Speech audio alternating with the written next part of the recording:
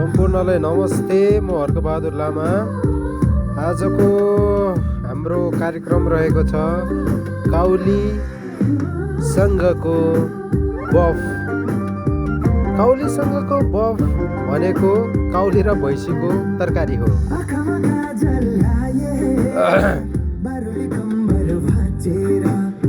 मैले अगाडि नै टमाटर काटे, अदुवा लसुनको पेस्ट बनाए र काउली काटे, प्याज काटे, मासुलाई टुक्रा टुक्रा बनाए। काउली प्याज गर्दै सबै काटिसकेर मैले आफ्नो कराईलाई तताए। कराईलाई तताएपछि मैले तोरीको तेल हालेको छु र उमाल्दैछु तेललाई।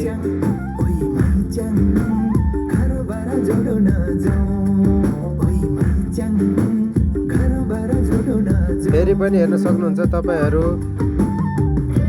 सबै कुरा रेडी बनाएर तेल तातिरहेको अवस्थामा रहेको छ। बिस्तारै बिस्तारै म सर्वप्रथम त प्याजलाई तेलमा भुट्न गइरहेको छु। तेल तातेपछि प्याज राम्रोसँग भुट्ने।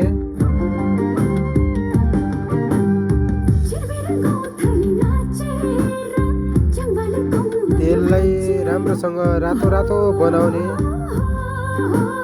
र त्यसपछि रातो भइसकेपछि मासु हाल्ने है।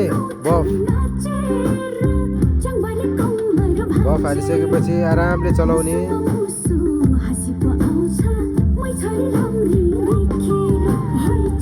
मजाले चलाउने।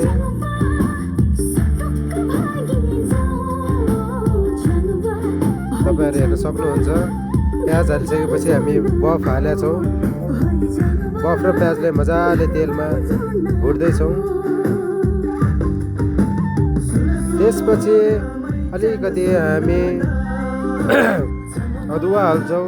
अदुवा होइन, के भन्छ त्यो पहेँलो, बेसार हाल्छौँ। बेसार, सरी है। बेसार हालेपछि यस्तो रङ निस्किन्छ।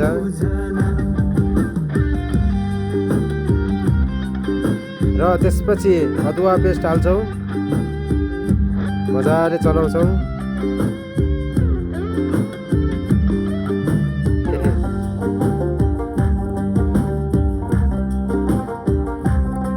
अदुवा पेस्ट हालिसकेर हामीले फेरि एकछिन भुट्छौँ।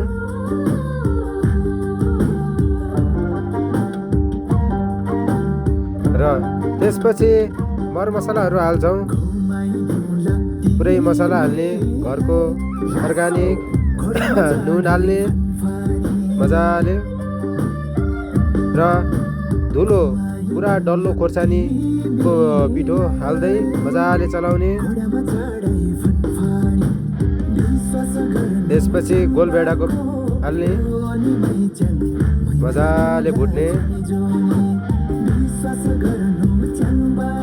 फेरि पनि मजाले चलाउने।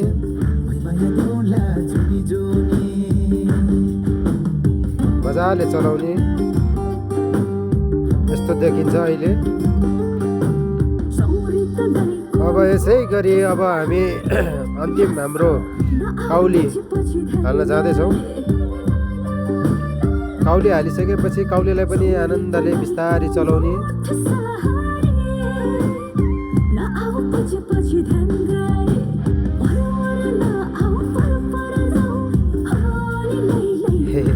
यस्तै हो, तपाईँहरू हेर्न सक्नुहुन्छ।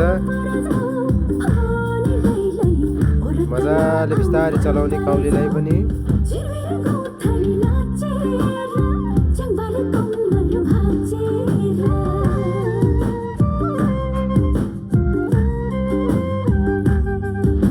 मजाले चलाएपछि र यतिकै राखिसकेपछि एकछिन छोप्ने।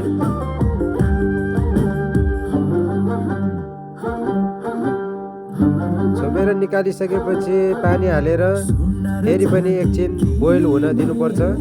बिस्तारै चलाउँदै मजाले पाक्नको लागि बोइल हुन छोडिदिनुपर्छ।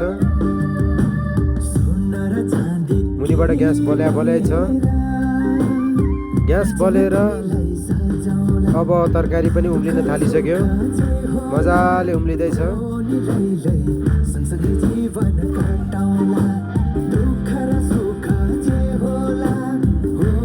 अब एकछिन फेरि चलाउँ,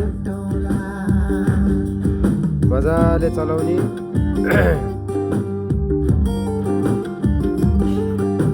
आफ्नै घरमा आफैले नै आफ्नै घरमा बनेको सबै सम्पूर्ण इन्ग्रिडियन्ट्सहरू हामी हालेर बनाउँछौँ। घरमा बनेको तरकारी जस्तो हेल्दी फुड केही पनि हुँदैन। हामीले यसमा सबै घरमै भएको अर्ग्यानिक अर्ग्यानिक आफूले बनाएको सबै थोकहरू मात्र हालेको छौँ। र अब हाम्रो सजावटको लागि धनियाँको पत्ता र एउटा सेतो थाल आएको छ। अब यसै गरी हामीले बनाएको काउली र बफ पाकिसकेको छ, हजुरहरूलाई प्रस्तुत गर्दैछौँ। एकदम मिठो भएको छ, हेर्नुहोस् त कति मिठो। आहा, हेर्दै खाउँ खाउँ लाग्दो। यसरी बनाएको छु कि मुखबाट नै पानी निस्किने तरिकाले।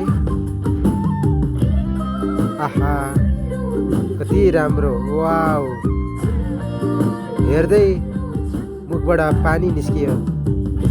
त्यसपछि अन्तिम क्षण हाम्रो काउली र बफको तरकारी बनिसकेको छ। हस्त, आजको लागि यति नै, धन्यवाद।